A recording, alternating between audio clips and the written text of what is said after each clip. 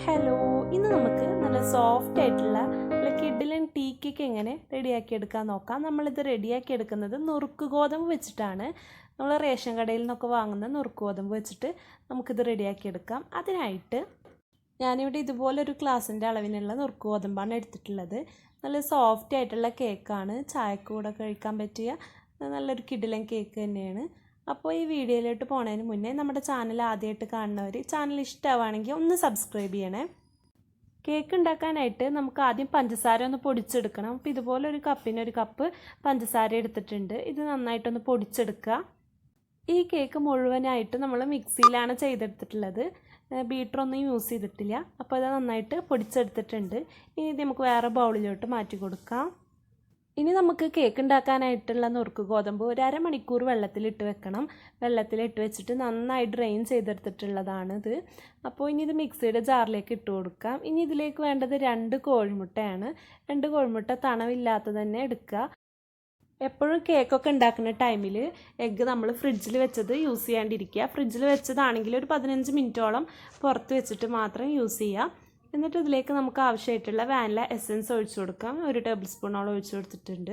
എന്നിട്ട് മിക്സിയുടെ ജാറിൽ നന്നായി അരച്ചെടുത്തതാണ്.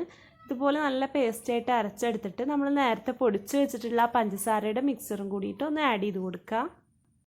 എന്നിട്ട് വീണ്ടും ഇതുപോലെ ഒന്ന് അരച്ചെടുക്കുക. അപ്പോൾ നന്നായി ഫൈനായിട്ട് അരച്ചെടുത്തിട്ടുണ്ട്. ഇതൊരു ബൗളിലോട്ട് മാറ്റി കൊടുക്കാം. അപ്പോൾ ഇതുപോലെ നന്നായിട്ട് തന്നെ അരച്ചെടുത്തിട്ടുണ്ട്. ഇനി നമുക്കിതിലേക്ക് 2 ടേബിൾ സ്പൂൺ ഓയിൽ ഒഴിച്ചു കൊടുക്കാം. സൺഫ്ലവർ ഓയിലാണ് ഞാൻ യൂസ് ചെയ്തിട്ടുള്ളത്. ഇനി ഇതുപോലെ നന്നായിട്ട് മിക്സ് ചെയ്തെടുക്കുക. നമ്മുടെ കേക്കിൻ്റെ ബാറ്ററും ഓയിലും നല്ലതുപോലെ തന്നെ മിക്സായിട്ട് കിട്ടണം.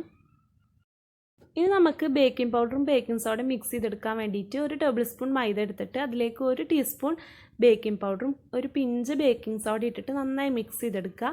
മൈദക്ക് പകരം ഗോതമ്പ് പൊടിയോ പിന്നെ അതുപോലെ തന്നെ നല്ല നൈസായിട്ടുള്ള അരിപ്പൊടിയോ യൂസ് ചെയ്യാം.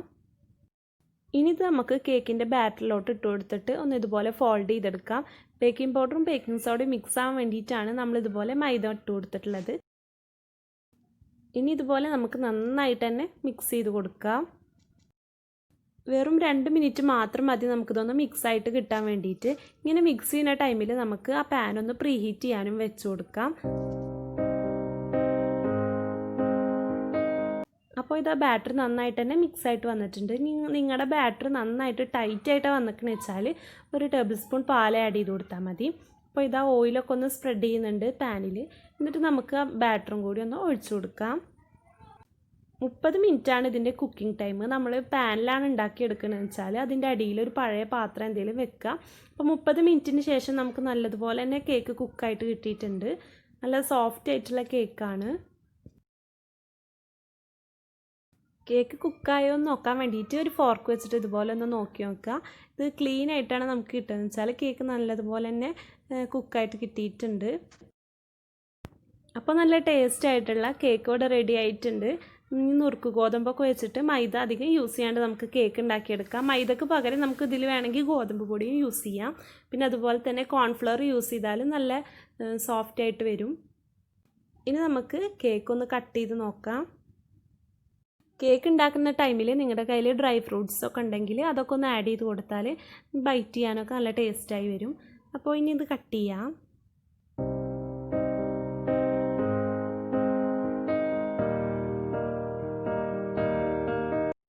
കട്ട് ചെയ്യുമ്പോൾ തന്നെ അറിയാം നല്ല സോഫ്റ്റാണ് കേക്ക്.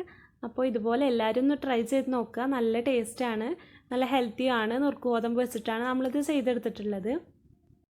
എല്ലാവരും ഒന്ന് ട്രൈ ചെയ്ത് നോക്കുക. നല്ല ഹെൽത്തി ആയിട്ടുള്ള ഒരു അടിപൊളി ടീ കേക്കാണ്.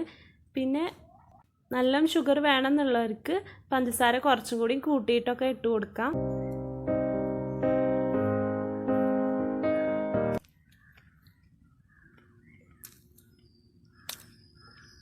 സൂപ്പർ, നല്ല ടേസ്റ്റ് ഉണ്ട്. അപ്പം എല്ലാവരും ഉണ്ടാക്കി നോക്കണം.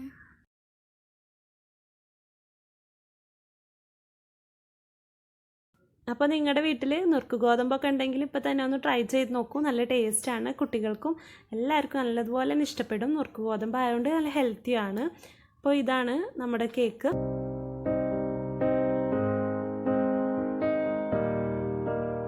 ഇന്നത്തെ വീഡിയോ ഇഷ്ടപ്പെട്ടാൽ അപ്പോൾ എല്ലാവരും ഒന്ന് ലൈക്ക് ചെയ്യുക, ഷെയർ ചെയ്യുക, പിന്നെ ചാനൽ ആദ്യമായിട്ട് കാണുന്നവർ ഒന്ന് സബ്സ്ക്രൈബ് ചെയ്യണേ. Thanks for watching.